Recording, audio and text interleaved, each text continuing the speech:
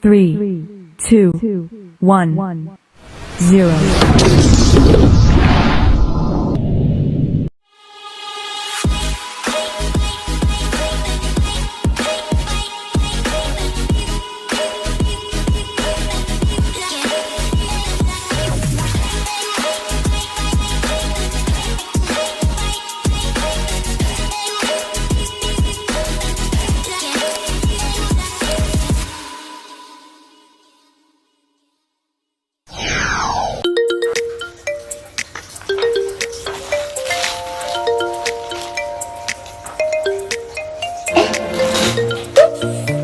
Ada kalian. Hai. Assalamualaikum warahmatullahi wabarakatuh. Halo anak-anak, berjumpa kembali dengan Bu Afni ya. Tentunya di mana? Di Sandi Channel. Gimana kabar anak-anak hari ini? Bu Afni harap anak-anak selalu dalam keadaan sehat ya. Dan jangan lupa tetap semangat pastinya. Oke anak-anak, bagaimana? Sudah belajarkah? Sudah dikerjakan ya? Oke anak-anak, untuk hari ini kita akan belajar bersama-sama lagi ya. Tetapi sebelum kita masuk dalam pembelajaran, kita berdoa bersama-sama dulu ya. Kita baca basmalah bersama-sama. Bismillahirrohmanirrohim. Semoga dengan bacaan basmalah kita tadi, pembelajaran pada hari ini bisa berjalan dengan lancar dan memberikan manfaat untuk kita. Oke anak-anak, sudah siapkah kalian? Hebat, sudah siap ya dengan bukunya. Oke anak-anak, kita akan mulai pembelajaran pada hari ini ya.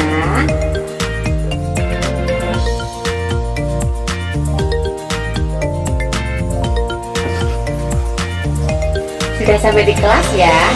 Oke anak-anak, sebelum kita masuk ke tema 1 subtema 1 untuk pembelajaran ketiga, kita ulas kembali dulu ya di subtema sebelumnya yang kita pelajari kemarin. Apa saja anak-anak yang kita pelajari kemarin? Coba dari dengan hitungan ketiga kalian bilang bim salam bim ya. 1, 2, 3. Bim salam bim. Gambar cerita merupakan gambar yang mengandung sebuah cerita. Contoh gambar cerita adalah gambar ilustrasi. Gambar ilustrasi dibedakan menjadi dua, yaitu gambar yang berupa foto dan gambar tangan. Langkah-langkah membuat gambar ilustrasi adalah: 1. Membuat gagasan, 2. Membuat sketsa, dan yang ketiga adalah pewarnaan.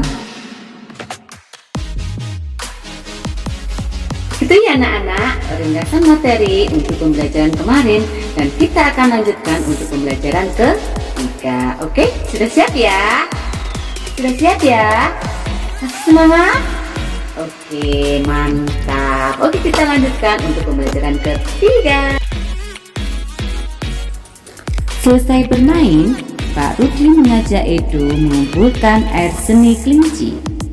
Air seni kelinci tersebut Pak Rudi disalurkan melalui saluran-saluran air dan dikumpulkan ke dalam satu wadah penampungan. Ih, bau sekali, Pak. Benar, Edo. Meskipun bau, tetapi air seni kelinci ini sangat baik digunakan sebagai bahan pupuk cair organik untuk tanaman. Sayuran akan tumbuh dengan subur, tanaman buah akan cepat berbuah, dan tanaman bunga akan cepat berbunga. Tiba-tiba, Pak Eko datang ke kandang kelinci. Pak Eko meminta air seni kelinci milik Pak Rudi untuk memupuk sayuran di belakang rumahnya. Pak, kenapa air seni kelinci itu diberikan kepada Pak Eko? Kan sayang, Pak. Iya, tidak apa-apa, Edo. Kita harus saling membantu. Jika ada orang yang membutuhkan bantuan, kita harus secara ikhlas dan sukarela memberikan bantuan. Karena kita adalah makhluk sosial, artinya tidak dapat hidup sendiri dan membutuhkan bantuan orang lain. Dan ingat ya, saling membantu dan tolong-menolong adalah bentuk dari pengamalan sila Pancasila juga loh. Benar sekali, Pak. Jika tidak salah, sila kemanusiaan yang adil dan beradab. Demikian tadi anak-anak percakapan antara Pak Eko dan Edu. Selanjutnya kita akan belajar lebih jauh lagi untuk memahami nilai-nilai yang terkandung dalam sila-sila Pancasila. Pancasila sebagai dasar negara Indonesia bukan lagi suatu hal yang baru bagi masyarakat Indonesia. Dari zaman dahulu, nilai-nilai Pancasila memang sudah terkandung dalam kehidupan sosial budaya masyarakat kita. Nilai-nilai tersebut telah meliputi berbagai aspek kehidupan dan masih tetap dipelihara sampai saat ini. Sila pertama adalah ketuhanan yang Maha Esa. Sila pertama mengandung nilai ketuhanan. Sikap yang mencerminkan sila pertama antara lain beriman kepada Tuhan yang Maha Esa sesuai dengan agama dan keyakinan yang dianutnya, saling menghormati dan bekerja sama antar pemeluk agama yang berbeda-beda, tidak memaksakan suatu agama dan kepercayaan kepada orang lain, dan saling menghormati kebebasan dalam menjalankan ibadah. Sila kedua adalah kemanusiaan yang adil dan beradab. Sila kedua mengandung nilai kemanusiaan. Penerapan sila kedua dalam kehidupan sehari-hari antara lain mengembangkan rasa saling mencintai sesama manusia, bertenggang rasa tidak semena-mena dan saling membantu sesama, menjunjung tinggi nilai-nilai kemanusiaan, gemar melakukan kegiatan kemanusiaan, dan berani menegakkan kebenaran dan keadilan. Untuk sila ketiga yaitu Persatuan Indonesia. Sila ketiga mengandung nilai persatuan. Penerapan sila ketiga dalam kehidupan sehari-hari antara lain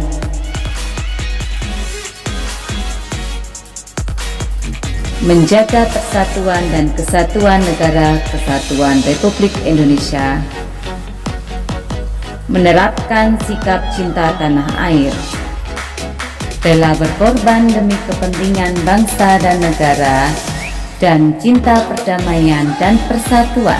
4 yaitu kerakyatan yang dipimpin oleh hikmat kebijaksanaan dalam permusyawaratan perwakilan. Penerapan sila keempat dalam kehidupan sehari-hari antara lain mengutamakan kepentingan umum di atas kepentingan pribadi dan golongan, tidak memaksakan kehendak kepada orang lain, mengutamakan budaya musyawarah dalam menyelesaikan masalah. Sedangkan sila kelima adalah keadilan sosial bagi seluruh rakyat Indonesia.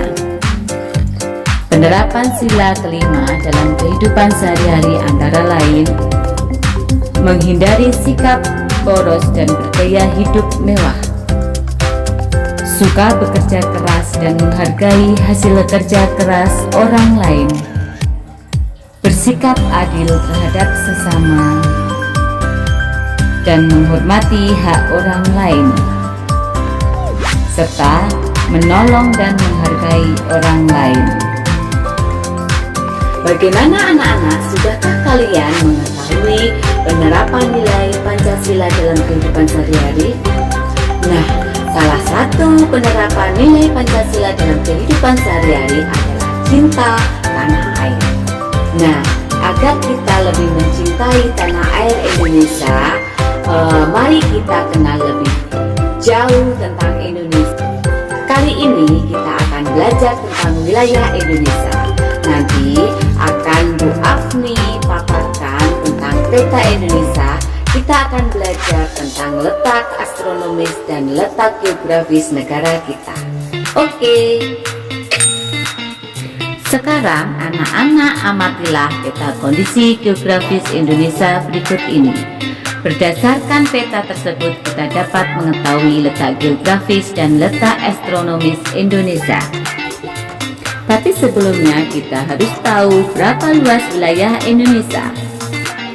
Total luas wilayah Indonesia adalah 5.193.250 km persegi, mencakup daratan dan lautan. Luas lautan Indonesia adalah 3.273.810 km persegi. Untuk luas daratan Indonesia adalah 1.919.440 km persegi. Karena lautan Indonesia lebih luas dari daratan, maka Indonesia dikenal sebagai negara maritim. Indonesia memiliki jumlah pulau 17.508 pulau. Karena wilayah Indonesia berbentuk pulau-pulau, maka Indonesia juga dikenal sebagai negara kepulauan.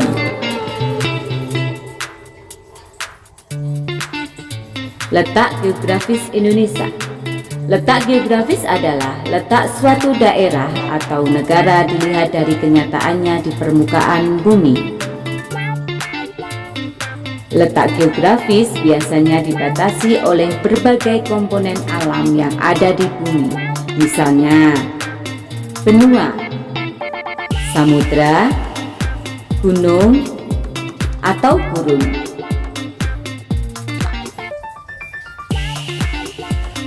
Berdasarkan letak geografisnya, Indonesia terletak di antara dua benua dan dua samudra. Coba lihat peta di bawah ini. Indonesia terletak antara benua Asia dan benua Australia, dan terletak juga di antara Samudra Hindia dan Samudra Pasifik. Sedangkan batas wilayah Indonesia untuk sebelah utara adalah negara Malaysia, Singapura, Filipina, Laut Cina Selatan, dan Samudra Pasifik. Untuk batas wilayah Indonesia sebelah selatan yaitu Timor Leste, Australia, dan Samudra Hindia. Wilayah Indonesia sebelah barat yaitu Samudra Hindia. Dan batas wilayah Indonesia sebelah timur yaitu Papua Nugini dan Samudra Pasifik. Untuk letak astronomis Indonesia. Letak astronomis adalah letak suatu wilayah berdasarkan garis lintang dan garis bujur. Garis lintang adalah garis khayal yang melintang di permukaan bumi dari barat ke timur. Garis bujur adalah garis khayal yang menghubungkan kutub utara dan kutub selatan.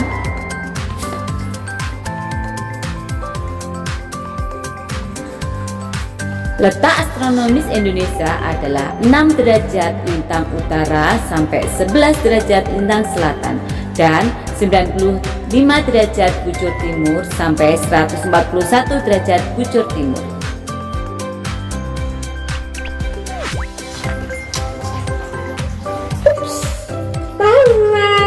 Maaf ya, ditinggal Bu Afni ke kantin karena